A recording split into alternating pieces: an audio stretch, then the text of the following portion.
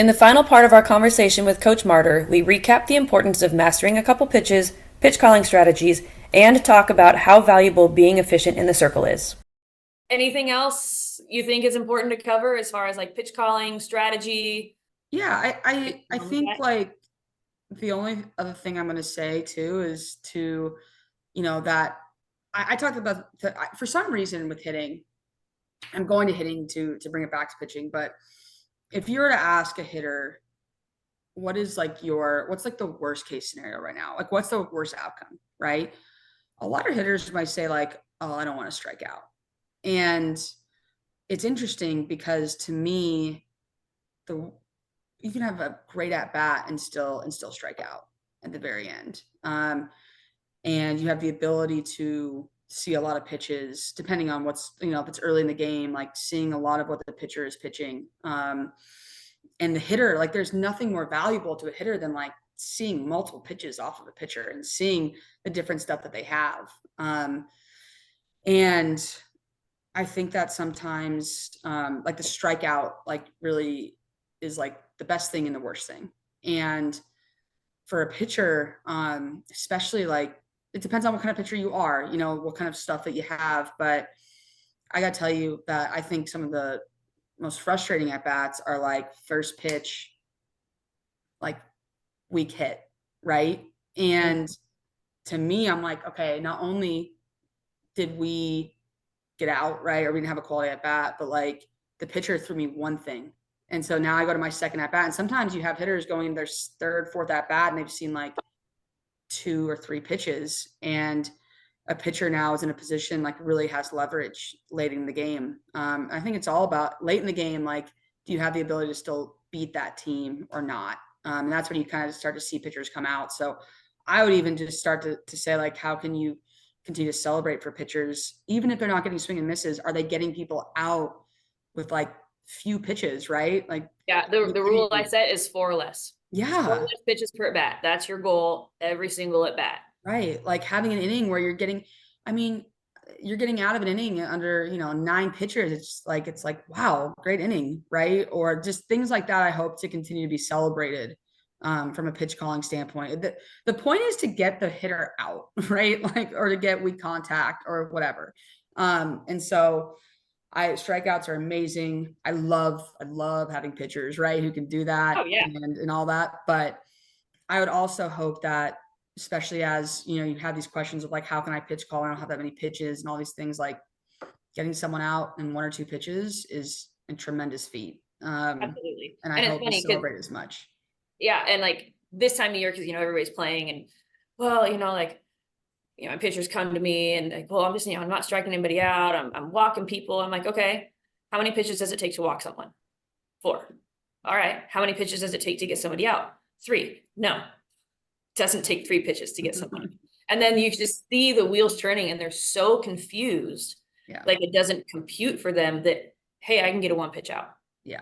Like that's the best out. A perfect inning is 3 pitches. A perfect game is 21 pitches. Yeah. Yes.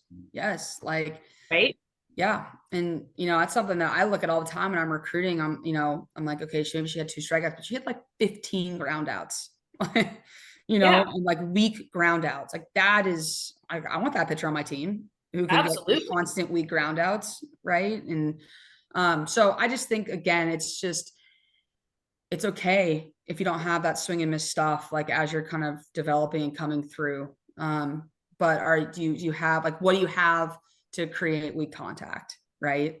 And I just think that's something that maybe not a lot of pitchers hear a lot when they're coming up through the ranks. I agree. Strikeouts are super flashy, and then everything else gets kind of forgotten about. But like those ground ball pitchers, that's where you get the outs. That's where you build momentum. Like strikeouts are cool, but they don't really build momentum. Double plays, those build momentum.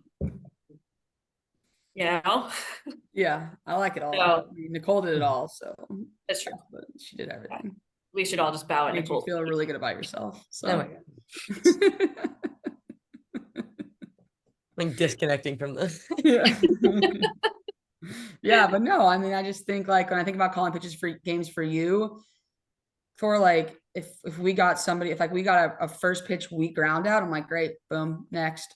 Like they saw one of your pitches, right? Or like a jam shot, like Mhm. we of course got strikeouts and that was great and it's part Yeah. of the game 100%. But you're in the sixth inning and you've thrown sub 60 pitches, like, Shoot, all that's a right, let's great go. game. Like you can go full game, Yep, So I just think that's something too, just to be celebrated. absolutely. All right, Nicole, anything else we should cover before we hop off? I don't think so.